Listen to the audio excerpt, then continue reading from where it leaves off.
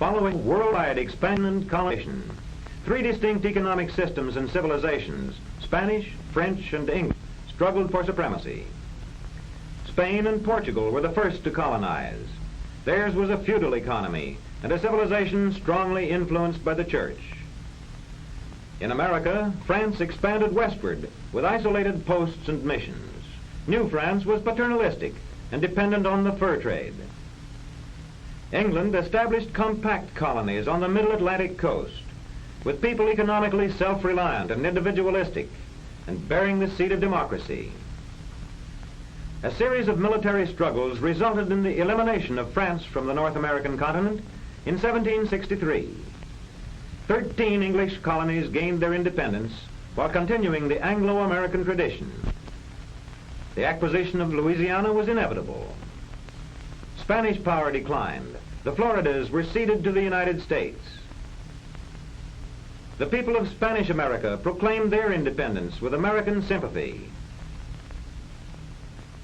The weak hold of the Spanish civilization on the Southwest and the Caribbean islands finally gave way under American pressure. New World colonization was started by Spain in the West Indies, then on into Central America and southern Mexico, into the mountains and rich silver mines, silver ingots carried by pack and then by galleons to Spain. To the north on the plateau arose the cattle industry. Because of established outposts in Florida. In the west, the Spanish settlements extended to Santa Fe in 1609. And only now, after more than a century of Spanish colonization, did the French settle at Quebec the year before the Spanish had expanded to Santa Fe. French posts sprang up along the inland waterways in the search for beaver. After nearly a century, the French controlled a vast region, but one with a sparse population. After more than a century of Spanish colonization, the English settled in Virginia. Sandbars obstruct much of this coastline. The Chesapeake Bay, however, offered excellent harbors. The larger rivers were navigable only to the fall line, separating the fertile coastal plain from the higher Piedmont region. To the west was the Appalachian barrier. Along the coast, climate and soil were favorable. The southern colonies could be nearly self-sufficient in foodstuffs. Tobacco was to become the big export crop.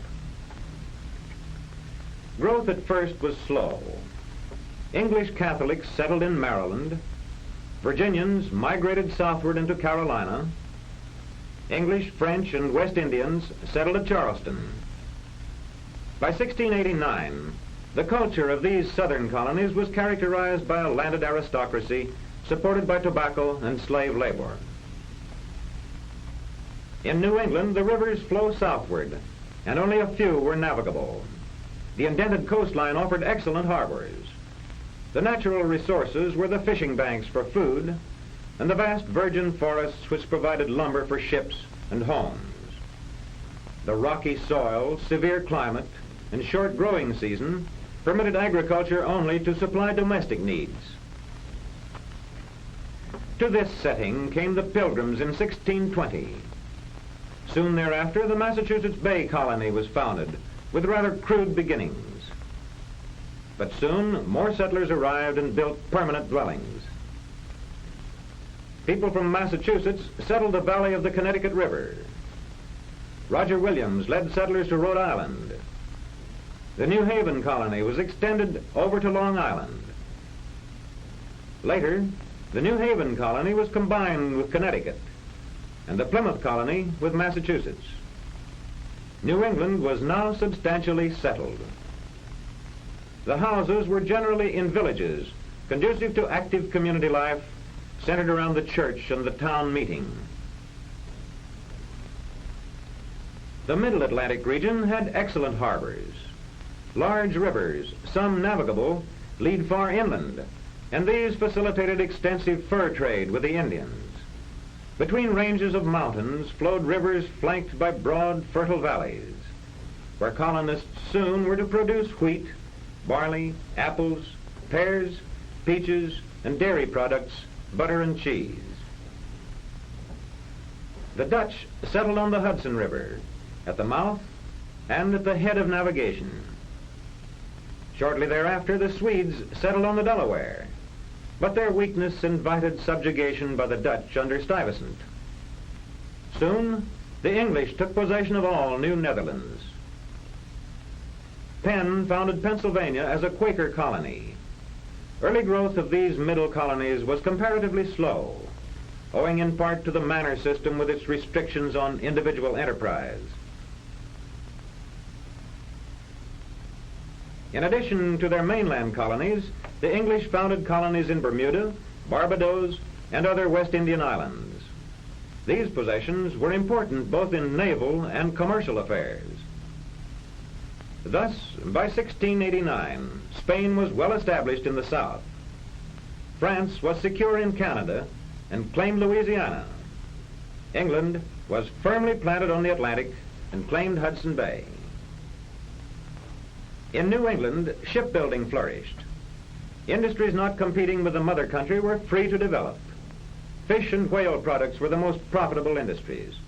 Rum and leather production also flourished. New England supplied fish, rum, and ships. The middle colonies, flour, pork, flax, fur, and staves. The southern colonies, tobacco, rice, hides, and naval supplies. There was extensive trade among the colonies. New England shipping interests were extensive. New England shipped rum to Africa, traded for slaves, carried these to the West Indies, and exchanged them for molasses, sugar, and money. Much of the foreign trade was in triangles like this in order to balance accounts. However, many raw materials and the money received in the West Indian trade went directly to England to balance accounts for manufactured goods. The southern colonies, because of their tobacco, carried on direct barter with the mother country. The colonial merchant marine and foreign trade were extensive and far-flung. After 1689, for a century, immigration from England was small. Native American colonists pushed the frontier back, northward, westward, and southward, to build new homes in the wilderness. Up the fertile river valleys to their headwaters, through the mountain gaps, pressing the French on the north and west, and Spanish on the south. Virginia and Pennsylvania were the most populous of these English colonies by 1763.